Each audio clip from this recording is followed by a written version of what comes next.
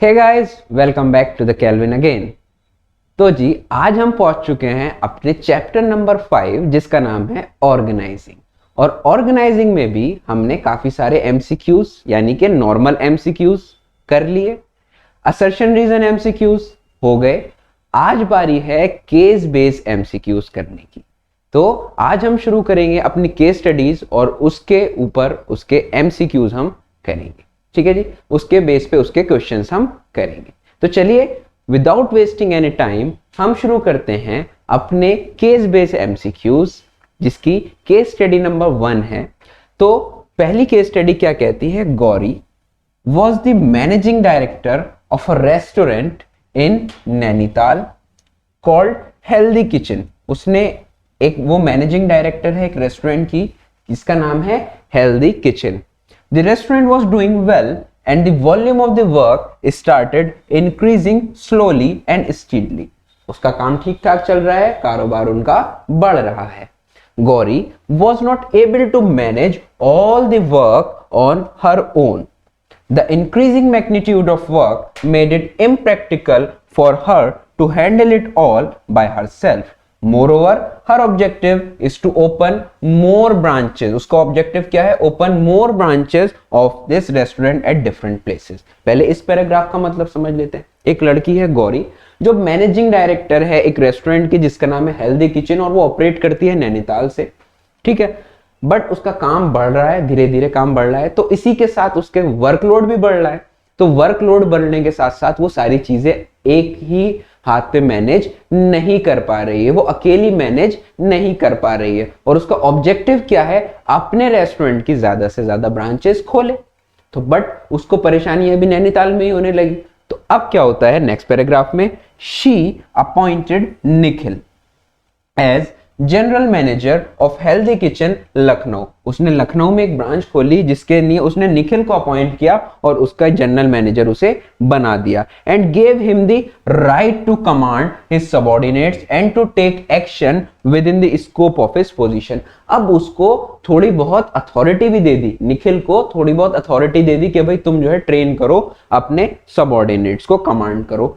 For smooth running of the restaurant, she also gave him authority to hire and train the staff as per the requirements। जैसे जैसे आपकी requirements हो आप train भी कीजिए और हायर भी कीजिए अपने स्टाफ को। ये सब निखिल के जिम्मे उसने कर दिया। Gauri was satisfied with the work of Nikhil and was able to open other branches of restaurant in Delhi and Noida also। Simple case है ऑर्गेनाइजिंग का। ठीक है जी, गौरी से अकेले हैंडल नहीं हो रहा था तो उसने लखनऊ में जब ब्रांच खोली तो निखिल को रख लिया, उसको जनरल मैनेजर बना दिया और उसको कुछ अपनी अथॉरिटीज ट्रांसफर कर दी। ठीक है जी, चलिए जी कुछ अथॉरिटी ट्रांसफर कर दी। सबसे पहले एक बात आपको समझानी है, हमारा टॉपिक है organising. What is the meaning of organising? Organising का मतलब क्या है? ऑर्गेनाइजिंग का सिंपल मतलब होता है डिवीजन ऑफ वर्क। क्या मतलब होता है? Division of work. बड़े काम को छोटे छोटे भागों में बांट देना, जिसकी वजह से क्या होता है? जिसकी वजह से बंदा अपने काम में स्पेशलाइज हो जाता है। तो इसी की वजह से स्पेशलाइजेशन में इंक्रीज होता है। स्पेशलाइज होगा तो हमारी जो रिसोर्सेज हैं वो क्या हो जाएंगी? हमारी रिसोर्सेज सेव हो जाएंगी। सिंपल। और ये हमारी अल्टीमेटली क्या करेगा? जब रिसोर्सेज सेव हो जाएंगी तो हमारा प्रॉफिट भी इंक्रीज हो जाएगा। ये सिंपल है ऑर्गेनाइजिंग का मतलब। अगर किसी को ऑर्गेनाइजिंग का मतलब पता नहीं है तो एक कंसेप्ट हमने थोड़ा एक्स्ट्रा बता दिया। ठीक है, चलिए जी अब आते हैं अपनी केस स्टडीज पे। केस स्टडी पहली क्या कहती है? She appointed Nikhil as general manager of Healthy Kitchen and gave him the right to command his subordinate and to take action within the scope of his position। Which concept is being used by Gauri here? ये गौरी है। गौरी ने कुछ अपनी powers को transfer कर दिया किसके पास? निखिल के पास। अपनी पावर्स को निखिल के पास ट्रांसफर कर दिया। अब पावर्स को ट्रांसफर करना, किसी को थोड़ी बहुत अथॉरिटी देना, this is called delegation of authority. अब आप कहेंगे भाई सर ये डेलीगेशन क्या है? तो जी डेलीगेशन जो होता है हमारा, डेलीगेशन का मतलब होता है जब आप किसी को अपनी अथॉरिटी ट्रांसफर करते हैं कि भाई मैंने कहा कि आप दिल्ली जाइए और वहां एक मीटिंग अटेंड कीजिए ऑन माई बिहाफ, वहां पर जो डिसीजन लेंगे आप वो मेरे बिहाफ पर लेंगे, अगर आप जो डिसीजन लेते हैं वो मतलब मैंने डिसीजन लिया। This is called delegation of authority, it means transfer of some powers. Delegation के साथ साथ एक इसका और एलिमेंट होता है, अथॉरिटी के साथ साथ थोड़ी बहुत हमें रिस्पॉन्सिबिलिटी भी देनी होती है। और फ्योल साहब थे एक, हेनरी फ्योल, जिन्होंने 14 प्रिंसिपल्स दिए थे, उन्होंने कहा था there should be proper balance, there should be proper balance between authority and responsibility. अब आप कहोगे उन्होंने ऐसा क्यों कहा था? मैं आपसे बोलूं कि तुम्हें ये भी करना है, ये भी करना है, ये भी करना है, ये भी करना है, बट बार बार मुझसे पूछना अगर जो भी करना हो तो, सिर्फ तुम्हारे पास रिस्पॉन्सिबिलिटी है, अथॉरिटी कुछ नहीं है, तो तुम काम अच्छे से नहीं करोगे। जब इतना सारा काम मुझे करना है बट मेरे पास कोई अथॉरिटी नहीं है तो मैं नहीं कर पाऊंगा। एक बंदे के पास सिर्फ अथॉरिटी है, वो दूसरों को ऑर्डर्स देता ही रहता है बट उसके पास कोई रिस्पॉन्सिबिलिटी नहीं है, तो वो भी रेकलेसली किसी को भी ऑर्डर्स दे देगा, उसको ये नहीं पता काम हो पाएगा या नहीं हो पाएगा क्योंकि उसके ऊपर रिस्पॉन्सिबिलिटी कोई नहीं है। तो there should be proper balance between authority and responsibility. ठीक है, चलिए जी अब आते हैं अपने क्वेश्चन पे। क्वेश्चन क्या कहता है हमारा, she appointed Nikhil as a general manager, तो उसके ऊपर उसने अपनी थोड़ी सारी पावर्स ट्रांसफर कर दी। Which concept of being used by Gauri here. देखिए जी, डिसेंट्रलाइजेशन जो होता है ना, ये एक अलग कंसेप्ट है। डिसेंट्रलाइजेशन में आप पावर्स को ट्रांसफर एक लंबे समय के लिए करते हैं और ये ऑप्शनल पॉलिसी होती है। डेलीगेशन जो होता है वो एक हमारा कंपलसरी पॉलिसी होती है। तो यहाँ पर डिसेंट्रलाइजेशन नहीं किया गया है क्योंकि अभी भी अल्टीमेट पावर्स किसके पास हैं? अल्टीमेट पावर्स गौरी के पास हैं।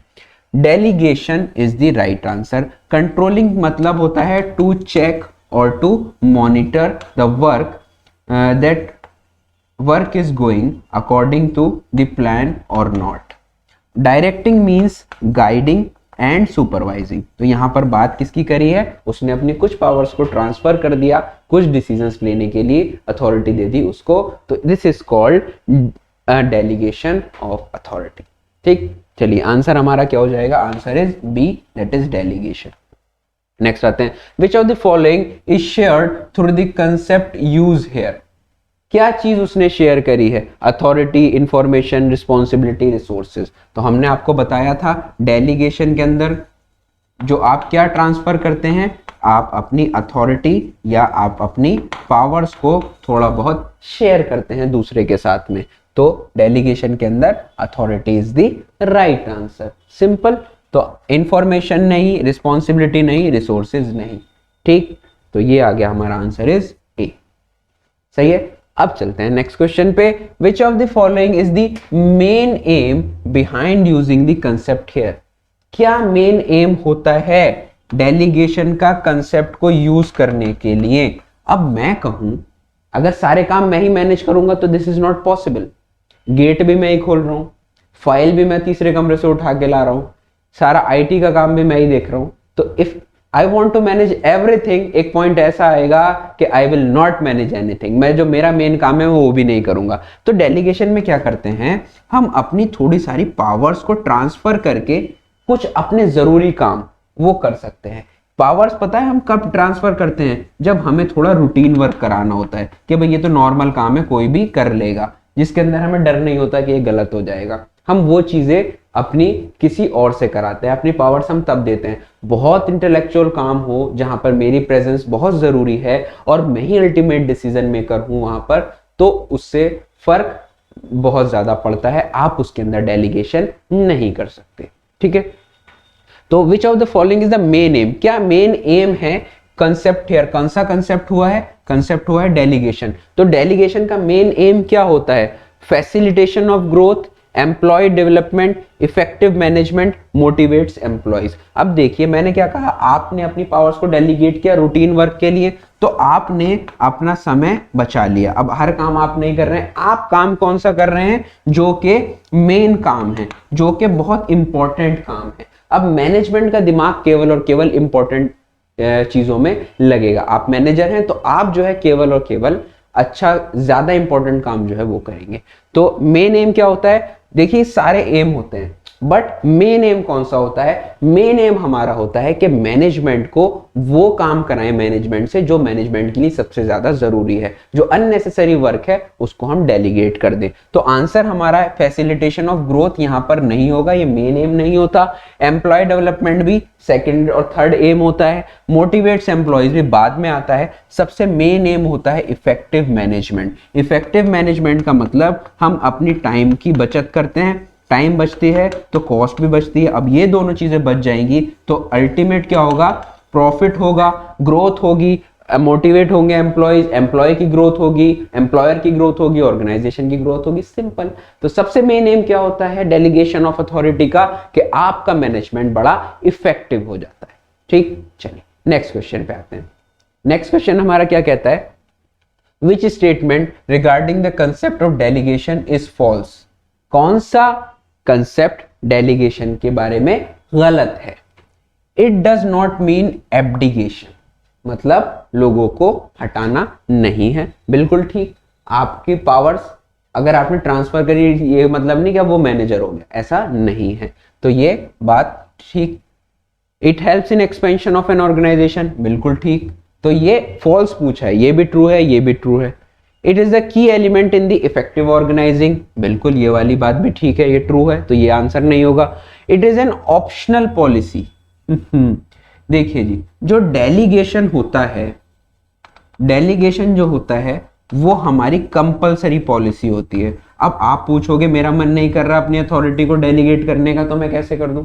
तो आपको कुछ ना कुछ काम अपने सबऑर्डिनेट से कराना पड़ेगा। फॉर एग्जाम्पल मैं बैठा हूं, मेरा सबऑर्डिनेट भी बैठा है, मैं अपना काम कर रहा हूं, हो सकता है कुछ पेपर्स को पढ़ना हो, 2-3 पेजेस पढ़ने हैं तो मैं उससे करा लूंगा। तो ये कंपलसरी होता है, पढ़ना मुझे था बट मैंने उससे करा दिया, साइन एंड में मैं करूंगा। तो अपनी कुछ काम को जब हम कराते हैं तो ऐसा नहीं है एक आदमी सारा काम करेगा। अब हम वीडियोस बना रहे हैं, अब हम इसको एडिट भी करेंगे, इसकी वॉइस भी देखेंगे, लाइटिंग भी देखेंगे, सब पीछे का बैक एंड भी अगर हम देखेंगे, तो फिर हम अपना काम कब करेंगे? तो कुछ ना कुछ काम, डेलीगेशन का मतलब यही होता है कि अपनी अथॉरिटी, अपनी पावर्स को किसी पार्ट में बांट देना, ठीक है, अपनी पावर्स को ट्रांसफर कर देना। तो ये कंपल्शन होता है। अगर आप डेलीगेशन नहीं करेंगे तो आप कुछ कर ही नहीं पाएंगे, आपका सारा टाइम वेस्टफुल एक्टिविटीज में निकल जाएगा। तो it is an not optional policy, it is compulsory policy. तो बात जो हो गई यहां पर ये वाली गलत है। तो आंसर हमारा हो गया D, is false about the delegation. Answer is D.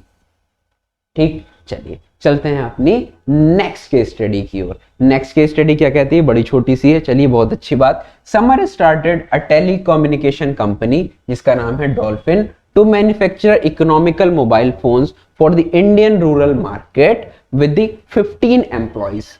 The company did very well in its initial years. As the product was good and marketed well, the demand of its products went up. Product उसका good था तो उसकी जो demand थी वो ऊपर जाने लगी। To increase production the company decides to recruit additional employees. अब उसने क्या किया, प्रोडक्शन को बढ़ाने के लिए उसने एडिशनल एम्प्लॉयज को अपने यहां हायर किया। Samar who was earlier taking all decisions, जो सारे डिसीजंस अपने आप लेता था, for the company had to selectively disperse, यानी कि बांट देना, फैला देना, द अथॉरिटी, अपनी अथॉरिटी को उसने दूसरे लोगों में बांट दिया। He believe that subordinates are competent, capable and resourceful. अब उसने अपने जो सबऑर्डिनेट्स हैं उसने समझा कि ये कैपेबल हैं, रिसोर्सफुल हैं, कॉम्पिटेंट हैं, जिसकी वजह से ये डिसीजन ले सकते हैं, ठीक है, and can assume responsibility for effective implementation of their decisions. अब उसने अपनी जो डिसीजन मेकिंग पावर्स थी पूरी की पूरी अपने सबऑर्डिनेट्स को सौंप दी।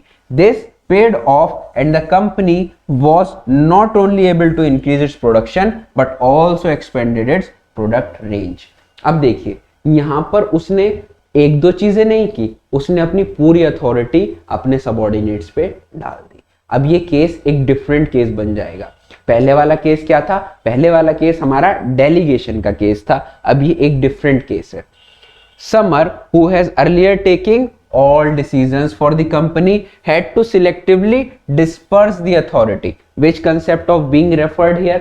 अब समर ने क्या किया, एक जो समर था पहले वो क्या करता था, सारी पावर्स अपने हाथ में रखता था। अब समर ने क्या किया, अपने सबऑर्डिनेट्स को उनके अकॉर्डिंग, जैसा वो काम कर सकते थे उनके अकॉर्डिंग अपनी पावर्स को डिस्ट्रीब्यूट कर दिया, सिलेक्टिवली डिस्ट्रीब्यूट कर दिया कि भाई आप जो है प्रोडक्शन से रिलेटेड डिसीजन लेंगे मिस्टर वाई, आप जो है सेल्स से रिलेटेड डिसीजन लेंगे मिस्टर जेड, आप ह्यूमन रिसोर्स से रिलेटेड डिसीजंस लेंगे। अब उसने अपनी अथॉरिटी को दूसरों को दे दिया।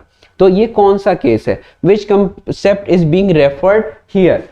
Decentralisation, delegation, controlling, directing. तो ये जो केस है दिस इज कॉल्ड डिसेंट्रलाइजेशन। अब आप पूछेंगे कि भाई ये डिसेंट्रलाइजेशन किस चिड़िया का नाम है? चलिए वो चिड़िया भी देख लेते हैं। दो कंसेप्ट होते हैं, एक होता है हमारा सेंट्रलाइजेशन और दूसरा होता है डिसेंट्रलाइजेशन। सेंट्रलाइजेशन और डिसेंट्रलाइजेशन। सेंट्रलाइजेशन जो होता है हमारा, उसके अंदर हम क्या करते हैं, सारी पावर्स को, ऑल पावर्स जो होती हैं वो वन हैंड, एक ही आदमी के पास सारी पावर्स होती हैं, सारे डिसीजन केवल और केवल एक ही आदमी ले सकता है। डिसेंट्रलाइजेशन में क्या करते हैं, हम पावर्स को डिस्ट्रीब्यूट कर देते हैं, पावर्स को बांट देते हैं अमंग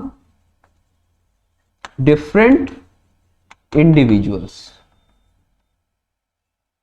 ठीक है जी, ये होता है हमारे decentralisation.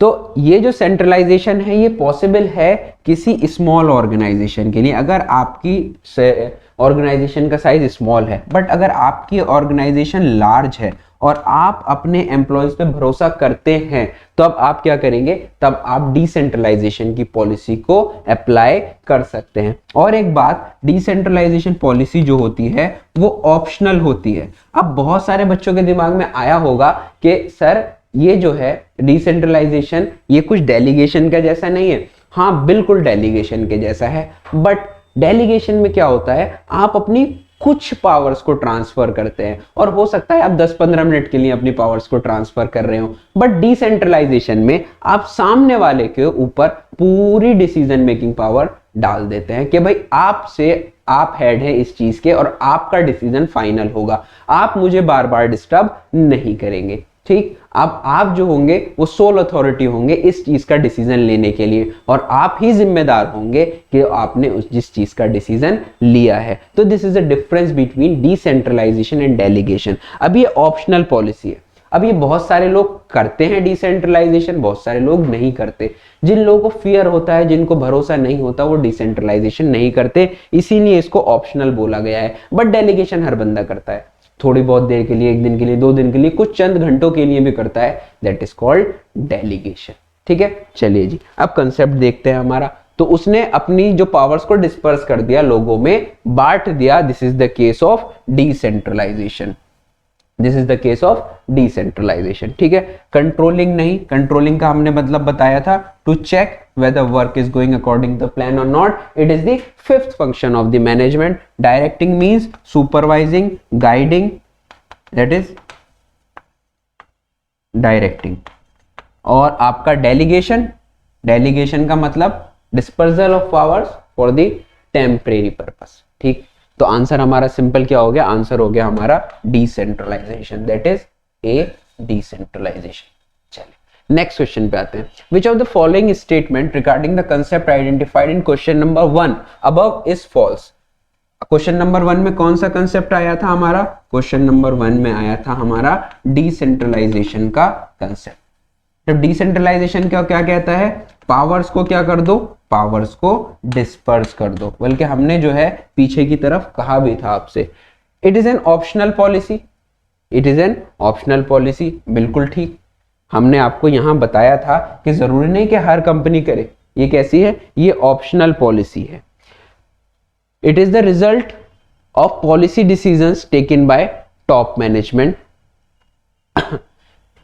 It is the result of policy decision taken by top management. Top management he decision लेता है कि भाई आपको पावर्स डिस्पर्स करनी है या नहीं करनी है, तो ये वाली बात भी ठीक हो गई।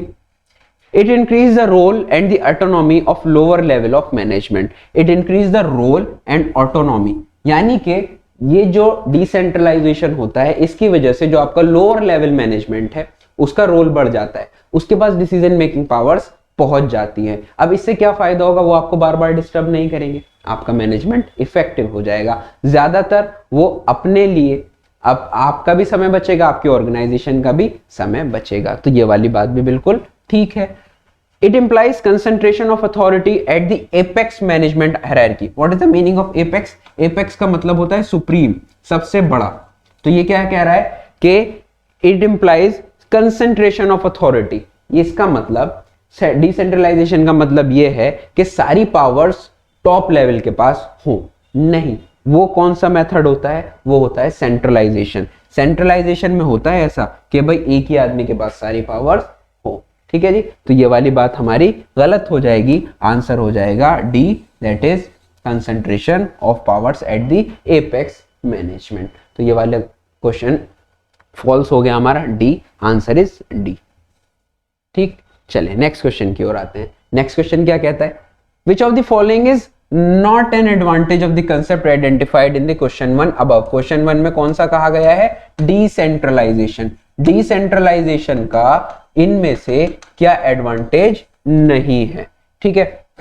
Develops initiative among subordinates. भाई इनिशिएटिव अमंग सबऑर्डिनेट का मतलब आपने उनको पावर्स दे दी, it means you are making the future managers, वो अपने इनिशिएटिव अपने हिसाब से डिसीजन ले सकते हैं। तो ये वाली तो इसकी एडवांटेज है। Quick and better decision making, बिल्कुल। अगर ए बी सी डी, अगर यहां पर डिसेंट्रलाइजेशन नहीं होगा, पहले डी सी को बताएगा, सी बी को बताएगा, फिर बी ए को बताएगा, फिर ए ने कहेगा अगर ठीक तो ए बी को, बी सी को, सी डी को। तो यहां पर अगर मेरे पास डिसेंट्रलाइजेशन है तो डी अपने बिहाफ पर अपने आप डिसीजन ले सकता है, उसको बार बार अपर मैनेजमेंट के अप्रूवल की जरूरत नहीं है। ठीक, तो आंसर हमारा क्या होगा, सो ये वाली भी हमारा एडवांटेज हो गया। नॉट एन एडवांटेज ढूंढना है, fulfilment of social needs of employees. क्या fulfilment of social needs of employees के बारे में बात करते हैं। सोशल नीड्स ऑफ एम्प्लॉइज का मतलब होता है जो सोसाइटी से रिलेटेड है, जो उनकी लाइफ से रिलेटेड है, उनके कस्टम, उनके बिलीफ से रिलेटेड है। तो डिसेंट्रलाइजेशन में कहीं भी सोशल नीड्स का हम जिक्र नहीं करते हैं। Relieves the top executive from excess workload, बिल्कुल ठीक बात। जो टॉप एग्जीक्यूटिव है वो अपने मेन काम में, जो जरूरी काम है, जो इंपॉर्टेंट काम है, उसमें लगेंगे, जिसकी वजह से क्या होगा कि भाई उनका जो वर्कलोड है वो कम हो जाएगा, रिलीव हो जाएगा। तो ये वाली भी एडवांटेज है। तो एक क्या एडवांटेज नहीं है, C is not the advantage, fulfilment of social needs of employees. तो आंसर हमारा सिंपल हो गया, आंसर इज सी। ठीक, चलिए नेक्स्ट क्वेश्चन पे आते हैं। तो गाइस आते हैं अपनी केस स्टडी नंबर 3 की ओर। केस स्टडी 3 क्या कहती है, Aman, Avneesh and Amrish have decided to start a business of manufacturing toys. उन्होंने डिसाइड किया कि वो टॉयज मैन्युफैक्चरिंग का बिजनेस स्टार्ट करेंगे। They identified the following main activities which have been to perform, जो उनके यहाँ पे होंगी। कौन कौन सा, raw material purchase, purchase of machinery, production, arrangement of finance, sale of toys, identifying the areas where they sell their toys, selection of employees. ये main उनकी एक्टिविटीज होंगी उनके बिजनेस को सेटअप करने के लिए, और उसके बाद भी थोड़ी बहुत। In order to facilitate the work, they thought that four managers should be appointed to look after production, finance, marketing and personal manager और HR, जिसे बोलते हैं ह्यूमन रिसोर्स। तो सिंपल केस है, एक कंपनी चाहती है कि वो एक मैन्युफैक्चरिंग स्टार्ट करे जिसके अंदर उसके काफी सारे काम होंगे। तो उसने क्या डिसाइड किया कि हम लोग क्या करते हैं, 4 डिपार्टमेंट्स बना देते हैं और उनके लिए 4 मैनेजर्स को अपॉइंट कर लेते हैं। सिंपल केस है, चले पढ़ते हैं आप ये क्या कहना चाह रहा है। Identify the function of management involve in the above mentioned para. कौन सा फंक्शन ऑफ मैनेजमेंट आइडेंटिफाई किया गया है इसमें। सबसे पहले तो आपको पता होने चाहिए हमारे 5 फंक्शंस ऑफ मैनेजमेंट होते हैं। ये बार बार हम बता चुके हैं, और हम आपको इसका एक कोड भी बताते हैं बार बार, POSDC। पहला P फॉर प्लानिंग, देन उसके बाद आता है ऑर्गेनाइजिंग, फिर उसके बाद फंक्शन है हमारा स्टाफिंग, देन आया हमारा डायरेक्टिंग, और उसके बाद आया हमारा कंट्रोलिंग।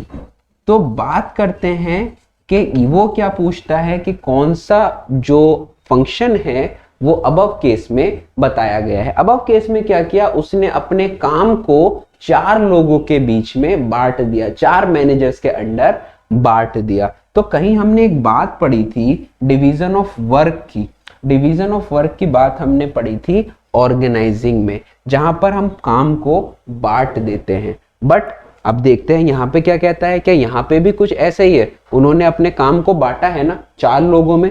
तो कंट्रोलिंग का मतलब होता है चेक और मॉनिटर कि हमारा काम ठीक से हो पा रहा है या नहीं हो पा रहा है।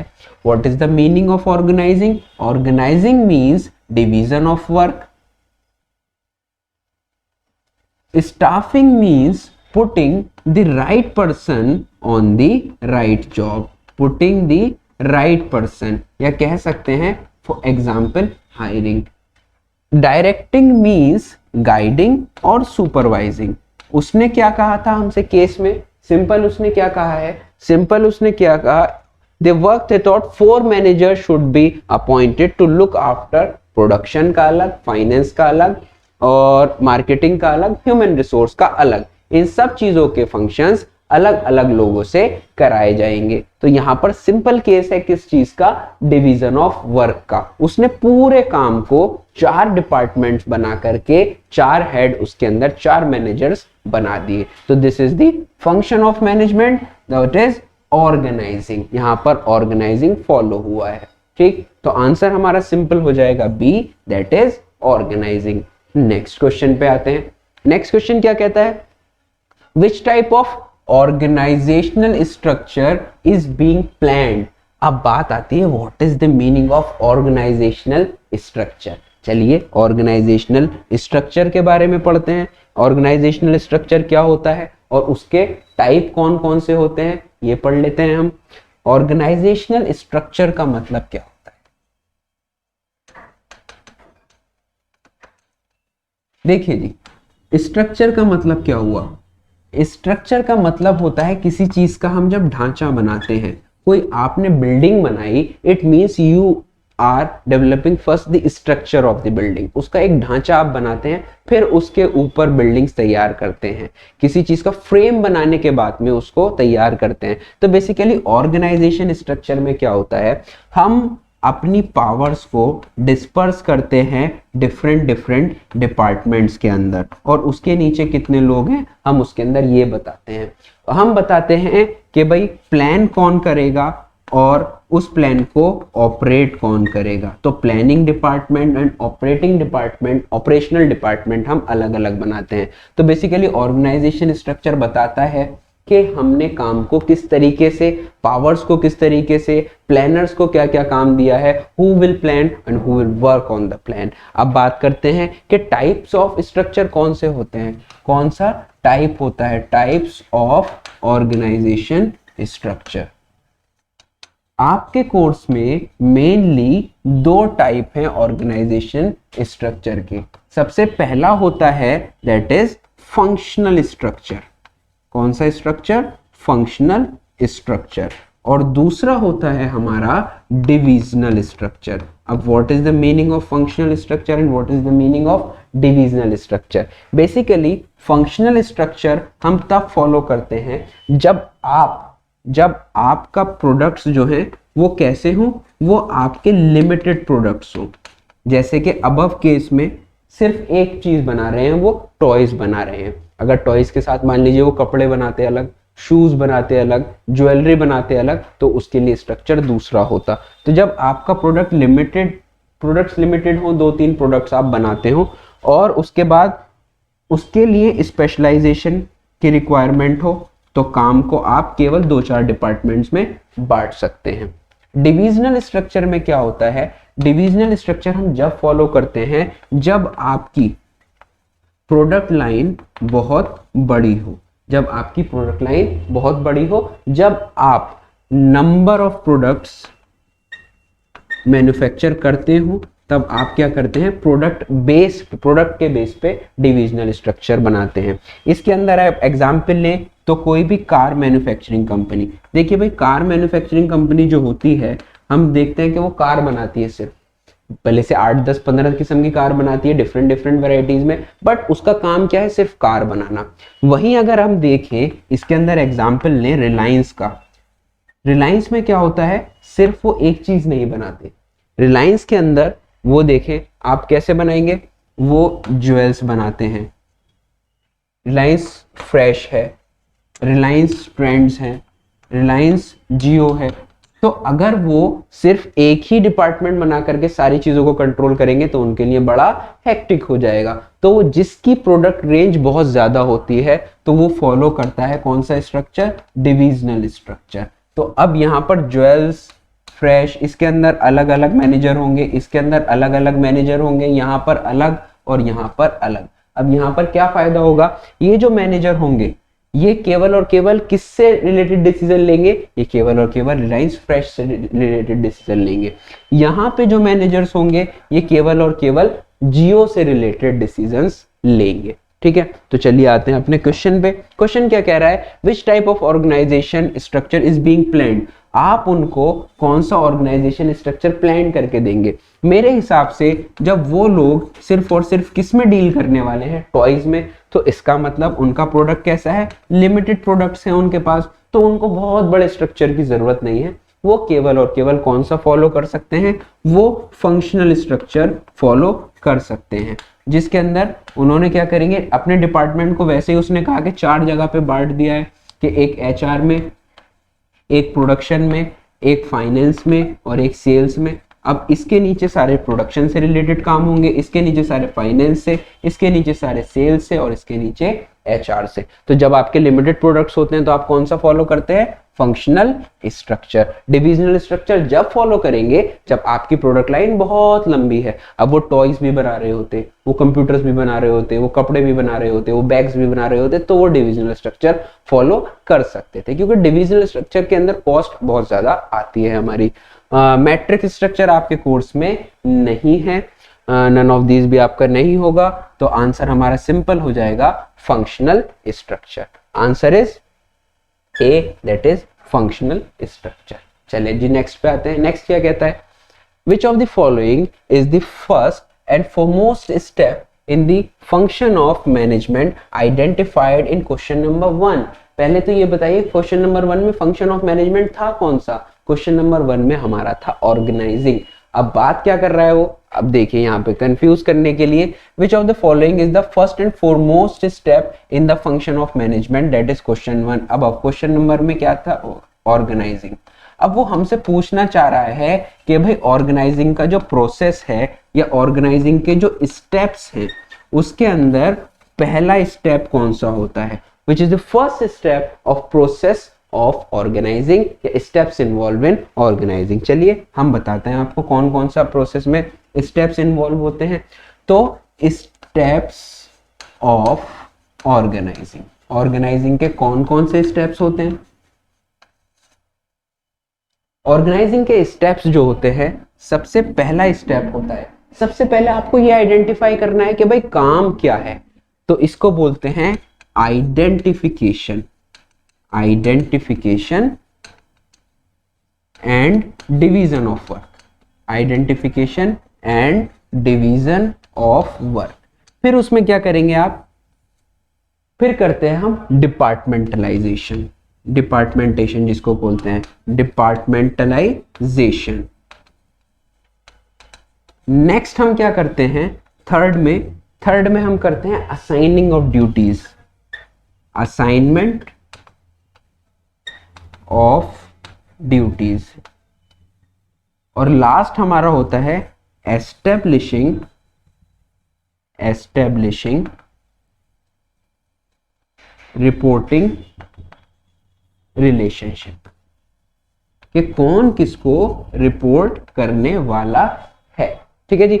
तो सबसे पहले आइडेंटिफाई करेंगे भाई क्या काम है। फॉर एग्जाम्पल हमारे स्कूल में एक छोटा सा फेस्ट है। Departmentalisation it means grouping of work, एक जैसे काम को एक डिपार्टमेंट के अंदर लेके आना। जैसे डिपार्टमेंटल स्टोर जाते हो तो एक शेल्फ में एक तरह के आइटम रखे होते हैं, एक सेक्शन में एक तरह के आइटम रखे होते हैं, वैसे ही आप डिपार्टमेंटलाइजेशन करते हैं। आपके स्कूल में कोई प्रोग्राम है, कोई फंक्शन है, कोई फेस्ट है, तो आप भाई डांस आप देखोगे, म्यूजिक आप देखोगे, बैक स्टेज आप देखोगे, रिफ्रेशमेंट्स आप देखोगे, क्राउड मैनेजमेंट आप देखोगे। आपने डिफरेंट डिफरेंट टीम्स बना दी और एक एक टीचर को हेड बना दिया उस पूरे टीम का। This called departmentalisation. फिर असाइनमेंट ऑफ ड्यूटीज। अब एक्चुअल में पूरा खांचा तैयार कर लिया, अब बताएंगे कि भाई आप गेट नंबर 1 पे रहेंगे, आप गेट नंबर 2 पे रहेंगे, आप गेट नंबर 3 पे रहेंगे। अब ये हो गई असाइन कर दी हमने ड्यूटीज। और फिर उसके बाद आती है एस्टेब्लिशिंग रिपोर्टिंग रिलेशनशिप। कौन किससे ऑर्डर रिसीव करेगा और किसको रिपोर्ट करेगा, this is called establishing reporting relationship. तो 4 स्टेप्स होते हैं हमारे ऑर्गेनाइजिंग प्रोसेस में। ऑर्गेनाइजिंग प्रोसेस में कितने स्टेप्स हो गए? 4। तो पहला स्टेप क्या है? Identification and division of work. तो पहला स्टेप है हमारा आइडेंटिफिकेशन और डिवीजन ऑफ वर्क। तो पहले क्वेश्चन में उसने पूछा क्या है कि ऑर्गेनाइजिंग का पहला प्रोसेस का स्टेप बता दीजिए, स्टेप प्रोसेस का पहला स्टेप। तो पहला स्टेप क्या है? Identification and division of work, ये पहला स्टेप है। और डिपार्टमेंटलाइजेशन दूसरा स्टेप है, असाइनमेंट ऑफ ड्यूटीज तीसरा स्टेप है, establishing reporting relationship 4th step है। ठीक है, हमने सब आपको इतना बता दिया। चलते हैं अपने नेक्स्ट क्वेश्चन पे। चलिए जी, नेक्स्ट क्वेश्चन हमारा क्या कहता है? नेक्स्ट क्वेश्चन कहता है which of the following is the last step in the function of management identify in question number 1 above. कोई बिल्कुल चिंता वाली बात नहीं, हमने जो है आपको 4 स्टेप्स बताए हैं। पहले क्वेश्चन में फर्स्ट स्टेप पूछा था, अब वो क्या पूछ रहा है? अब वो लास्ट स्टेप पूछ रहा है। कोई नहीं, बता दो, खुद बता दो कौन सा है। पहला identification and division of work, दूसरा डिपार्टमेंटलाइजेशन, तीसरा असाइनमेंट ऑफ ड्यूटीज और लास्ट है हमारा एस्टेब्लिशिंग रिपोर्टिंग रिलेशनशिप। सिंपल। तो लास्ट स्टेप कौन सा हो गया? लास्ट स्टेप हमारा हो गया D, that is establishing reporting relationship. तो असाइनमेंट ऑफ ड्यूटीज, डिपार्टमेंटलाइजेशन, ये सब अपने नेक्स्ट स्टेप हो गए। 1 2 3 4, ये हमारा 4th स्टेप है। आंसर आ जाएगा हमारा D, that is establishing reporting relationship. So अब आपको 4 स्टेप्स मैंने खुद इसलिए अलग से लिखवाए हैं क्योंकि आपको वो याद हो जाए। आपसे सेकंड स्टेप पूछ ले आप वो बता दें, आपसे सेकंड लास्ट स्टेप पूछ ले आप वो बता दें, थर्ड पूछ ले वो बता दें और लास्ट पूछ ले आप वो भी बता दें। ठीक है जी, चल लेते हैं अपने नेक्स्ट क्वेश्चन पे। नेक्स्ट केस स्टडी है हमारी। Aradhana and Gandharv are heads of 2 different departments in Tumko Limited. They are efficient managers and are able to motivate the employees of their respective departments. 2 department के अलग अलग हेड हैं, आराधना and Gandharva. To improve performance, वो अपने अपने department के employees को motivate करते हैं परफॉर्मेंस को इम्प्रूव करने के लिए। However, their drive to excel in their own sphere of activity instead of giving emphasis on objectives of the enterprise. अब यहां पर थोड़ी गलती हो रही है, देखिए वो लोग ज्यादा ध्यान देते हैं कि उनकी एक्टिविटीज ज्यादा अच्छे से हो, रेदर इस पे देने के कि भाई हमारा ऑर्गेनाइजेशनल ऑब्जेक्टिव क्या है। Has hindered the interaction between the departments that Aradhana and Gandharv are heading. Often there are interdepartmental conflicts, जिसकी वजह से क्या होता है? interdepartmental conflicts होती हैं and they have become incompatible. This has proved to be harmful in the fulfillment of the organizational objectives. The situation has deteriorated to such an extent that the CEO of Tumko Limited has hired a consultant, Rashmi. अब ये problem इतनी बढ़ गई कि उसके CEO ने एक consultant hire किया, who is Rashmi, to resolve the problem. After studying the situation closely, Rashmi found that the problem has arisen due to inflexibility and narrow perspective on the part of the both Aradhana and Gandharv. She is of the view that this situation is a result of the type of the organizational structure that has followed by तुमको limited. बात समझ आ गई? चलिए हम समझा देते हैं और इसको थोड़ा नोट करके आपको बता देते हैं। एक कंपनी है तुमको लिमिटेड, उसके अंदर 2 डिपार्टमेंट्स हैं। एक को लीड कर रही है आराधना और एक को लीड कर रहा है गांधर्व।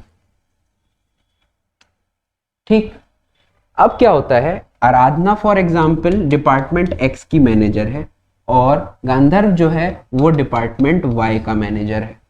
ठीक, तो ये दोनों अपने अपने डिपार्टमेंट्स के मैनेजर हैं, लीड करते हैं। तो ये क्या करते हैं, इनके पास एक टीम है, इनके पास एक टीम है। ये अब केवल और केवल किस चीज पे ध्यान देते हैं, ये दोनों लोग अपने अपने, ये डिपार्टमेंट ये ओनली फुलफिल द एक्टिविटीज, ये कौन सी एक्टिविटीज फुलफिल करते हैं, फॉर डिपार्टमेंट एक्स ओनली। और ये किस लिए करते हैं, ये केवल और केवल डिपार्टमेंट वाई ओनली। तो इनको वो केवल जो इनके मैनेजर्स हैं वो मोटिवेट करते हैं अपना काम करने के लिए। होना क्या चाहिए, वो मोटिवेट करेंगे भाई अपना काम तो करना है, बट फर्स्ट ऑब्जेक्टिव किसका होता है, ऑर्गेनाइजेशनल ऑब्जेक्टिव। तो जिस वजह से क्या प्रॉब्लम आ रही है, हमारा ऑर्गेनाइजेशनल ऑब्जेक्टिव प्रॉपर पूरा नहीं हो पा रहा। अब यहां पर उन्होंने क्या किया, फिर एक कंसल्टेंट को रखा जिन्होंने पता लगाया कि भाई जो प्रॉब्लम है वो इस वजह से है कि इन्होंने जो स्ट्रक्चर अडॉप्ट किया है वो ठीक नहीं है। अब स्ट्रक्चर अडॉप्ट करते हैं तो कौन सा स्ट्रक्चर होता है, 2 स्ट्रक्चर होते हैं, एक फंक्शनल स्ट्रक्चर और एक डिविजनल स्ट्रक्चर। फंक्शनल स्ट्रक्चर के अंदर हम डिफरेंट डिपार्टमेंट्स में काम बांट देते हैं और डिविजनल स्ट्रक्चर के अंदर हम प्रोडक्ट के बेस के ऊपर काम बांटते हैं। प्रोडक्ट के बेस के ऊपर हम डिफरेंट डिफरेंट डिपार्टमेंट्स बनाते हैं। ये दोनों में फर्क होता है। चलिए जी, वो अब हमसे क्या पूछ रहा है ये देखते हैं। Identify the organisation structure adopted by तुमको लिमिटेड। अब यहां पर कौन सा स्ट्रक्चर उसने फॉलो किया है, देखिए भाई प्रोडक्ट्स की बात दूर से दूर तक नहीं आई, बस उसने हमें ये बता दिया कि एक कंपनी है उसके अंदर 2 डिपार्टमेंट्स हैं, एक को एक लीड कर रहा है और एक को दूसरा लीड कर रहा है, एक को आराधना कर रही है और एक को गांधर्व कर रहा है। ठीक है, तो ये और ये 2 डिपार्टमेंट में जब हमने कहानी बांट दी, this is the part of, किसका पार्ट है ये पार्ट है हमारे फंक्शनल स्ट्रक्चर का। डिविजनल के बेस पे नहीं हुआ, प्रोडक्ट के बेस पे नहीं हुआ तो डिविजनल स्ट्रक्चर नहीं होगा। तो answer is functional structure. Product की, अगर ये प्रोडक्ट के बेस पे होता तो ये किसके हो जाता, ये होता हमारा डिविजनल स्ट्रक्चर। मैट्रिक्स स्ट्रक्चर आपके कोर्स में ही नहीं है, नन ऑफ दीज, आंसर नहीं। तो आंसर हमारा सिंपल हो गया, दैट इज फंक्शनल स्ट्रक्चर। ठीक, चलिए नेक्स्ट क्वेश्चन पे आते हैं। नेक्स्ट क्वेश्चन क्या कहता है, which of the following is disadvantage of the type of organisational structure identified in question number 1 above. कौन सा डिसएडवांटेज है किसका, जो क्वेश्चन नंबर 1 में आपका स्ट्रक्चर आया है। पहले स्ट्रक्चर कौन सा है, स्ट्रक्चर है हमारा फंक्शनल। फंक्शनल स्ट्रक्चर का कौन सा डिसएडवांटेज है इनमें से, it brings occupational specialisation, this is the advantage. ये स्पेशलाइजेशन को इंक्रीज कर देता है।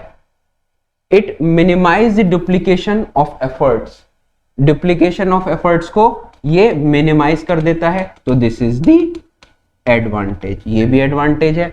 May leads to inter departmental conflict, ये इसका डिसएडवांटेज है, ये वाला आंसर हमारा हो जाएगा। ये इसका डिसएडवांटेज क्यों है भाई, क्योंकि यहां पर जब लोगों में इंटर डिपार्टमेंटल कॉन्फ्लिक्ट्स, आपने इस केस में भी देखा कि 2 डिपार्टमेंट आपस में लड़ रहे हैं, एक डिपार्टमेंट एक्स था एक डिपार्टमेंट वाई था, दोनों में कॉन्फ्लिक्ट हो रही है। दोनों में कॉन्फ्लिक्ट क्यों हो रही है, क्योंकि वो सिर्फ अपने डिपार्टमेंट को चमकाना चाह रहे हैं दोनों के दोनों। तो this is the disadvantage of the functional structure. तो आंसर इज सी।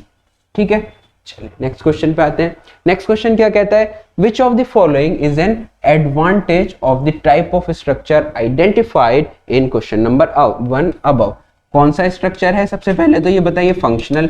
अब इसमें से क्या पूछ रहा है, इसमें से कौन सी एडवांटेज है फंक्शनल स्ट्रक्चर की, difficulty in inter departmental coordination. बिल्कुल ठीक, एक डिपार्टमेंट एक्स है, एक डिपार्टमेंट वाई है, तो इनके कोऑर्डिनेशन में डिफिकल्टी होती है, क्योंकि हम बार बार कह रहे हैं मैनेजर जो हैं वो अपनी अपनी टेरिटरी बना करके बैठ जाते हैं, वो ऑर्गेनाइजेशन के स्ट्रक्चर को, ऑर्गेनाइजेशन के ऑब्जेक्टिव को पीछे कर सकते हैं, अपने ऑब्जेक्टिव को, अपने डिपार्टमेंट के ऑब्जेक्टिव को ज्यादा ध्यान दे सकते हैं। तो ये जो है ये हमारी डिसएडवांटेज है। ये क्या है हमारी disadvantage? Less emphasis on organisational goal. बिल्कुल ठीक, ये वाली बात अभी हमने कर ली, सबको अपने अपने डिपार्टमेंट से मतलब होता है, तो ये भी इसकी डिसएडवांटेज है।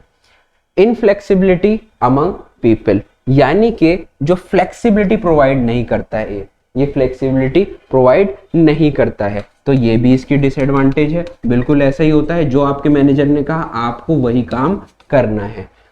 Avoids duplication, avoids duplication is the advantage. अब ये डुप्लीकेशन कैसे अवॉइड करेगा? It means overlapping of activities नहीं होंगी, इंटर डिपार्टमेंटल में कोऑर्डिनेशन नहीं होगा, but between the department, like department x, इसके अंदर कोऑर्डिनेशन बहुत अच्छा होगा, सबको पता होगा कौन काम करेगा, कितना काम करेगा, क्या काम करेगा। तो because of the coordination there is less possibility of duplication. तो आंसर हमारा सिंपल हो जाएगा, answer is D. Next question हमारा क्या कहता है? For which type of organisation the structure identified in question 1 above is suitable. Question 1 में कौन सा स्ट्रक्चर हमारे लिए सुटेबल है? आप कौन सा आइडेंटिफाई करके बताएंगे? For which type of organisation structure identify question 1 above is suitable. ठीक है, तो हमने दो पढ़े हैं, एक तो पढ़ा है हमने फंक्शनल स्ट्रक्चर और दूसरा पढ़ा है हमने डिविजनल स्ट्रक्चर। तो फंक्शनल और डिविजनल में क्या फर्क होता है कि भाई फंक्शनल स्ट्रक्चर वो होता है जब आपके प्रोडक्ट्स बड़े लिमिटेड होते हैं, दूसरी बात जब आपको ग्रेटर स्पेशलाइजेशन की जरूरत होती है। डिविजनल स्ट्रक्चर हम कब पढ़ते हैं? जब आपकी प्रोडक्ट लाइन बहुत ज्यादा वाइड होती है, आपके पास नंबर ऑफ प्रोडक्ट्स होते हैं। हमने इसके अंदर आपको एग्जांपल भी दिया था रिलायंस का। ठीक, तो क्वेश्चन 1 में कौन सा दिया हुआ है? Functional structure. तो फंक्शनल स्ट्रक्चर के बारे में हमसे पूछ रहा है, ये क्या पूछ रहा है भाई फंक्शनल स्ट्रक्चर के बारे में? Large organisations with diversified activities and operations. बिल्कुल ठीक, बड़ी ऑर्गेनाइजेशन जो प्रोडक्ट तो एक ही बनाती है, एक जैसा कार्स जैसे बनती है, बट वो चाहती हैं बहुत डाइवर्सिफाइड एक्टिविटीज। कार का इंजन कोई और फिट करेगा, टायर ट्यूब अलग कोई बनाएगा, उसको फिट कोई और करेगा, इंटीरियर उसका कोई और देखेगा, डाइवर्सिफाइड एक्टिविटीज। तो ये चीज फॉलो होती है इसके अंदर। लार्ज ऑर्गेनाइजेशंस हमने क्या बताया था? Limited products but large organisations which require high degree of specialisation. ठीक है, तो ये वाला पॉइंट भी कवर हो जाएगा। Large organisation where a large variety of products, variety of products के लिए किसको फॉलो करना होता है? डिविजनल स्ट्रक्चर को। तो इस पॉइंट को यहां से ही हटा देंगे। तो पॉइंट हमारे ए और बी करेक्ट है। सी डी देख लेते हैं, डी में यही दे रखा है बोथ ए एंड बी। तो आंसर हमारा सिंपल हो जाएगा। फंक्शनल स्ट्रक्चर कौन फॉलो करता है? जो डाइवर्सिफाइड मतलब डिफरेंट डिफरेंट एक्टिविटीज करते हैं अपने प्रोडक्ट में, और जिनकी ऑर्गेनाइजेशन बहुत बड़ी होती है और जिनको स्पेशलाइजेशन की जरूरत होती है। ठीक है जी, तो यहां तक हमारी केस स्टडीज हो गई पूरी। उम्मीद करता हूं पूरे का पूरा ऑर्गेनाइजिंग के एमसीक्यूज, नॉर्मल ARQs, MCQs यानी असर्शन रीजन MCQs और केस बेस MCQs आपको अच्छे से समझ आए होंगे। कोई भी प्रॉब्लम है तो फौरन लिख दीजिए हमारी टीम को और उसके ऊपर आपको फौरन एकदम एक्शन मिलेगा। तब तक के लिए हंसते रहिए, मुस्कुराते रहिए, गुनगुनाते रहिए और जुड़े रहिए केल्विन के साथ। धन्यवाद।